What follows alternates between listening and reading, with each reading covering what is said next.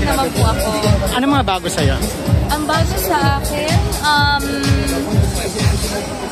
ano pa bago sa akin? Pero wala naman Naku! po bago sa akin. Siguro, ito, short hair. Oo, yun. Siguro yun yung bago sa akin. Clean slate for 2025 because may pinaghahandaan ako bagong teleserye na aking gagawin. Meron ka na ulit project? Parang ang dami mong project ngayon na. Thank you, Lord. Kumusta love life? Okay lang naman po. Kamusta na kayo? Okay lang naman po kami. Kayo na? Ay, grabe. Ganon. Nasa Landers event tayo.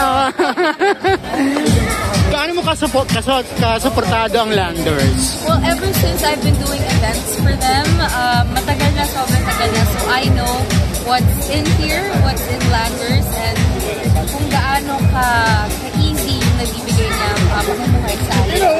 Nag-grocery ka talaga? Pero nag-grocery pa ako. Hindi kasing dalas ng aking mga magulang. Pag may kailangan na, halimbawa, may gusto akong i-bake or may gusto akong bilhin na appliance, ako mismo. Pero kamusta na kayo ni Kobe? Palagi kayong ano? Doon eh.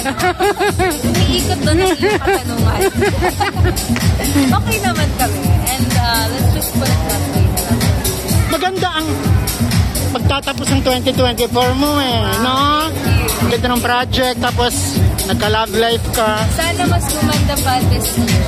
I can't wait to experience life this year. Thank you. Thank you.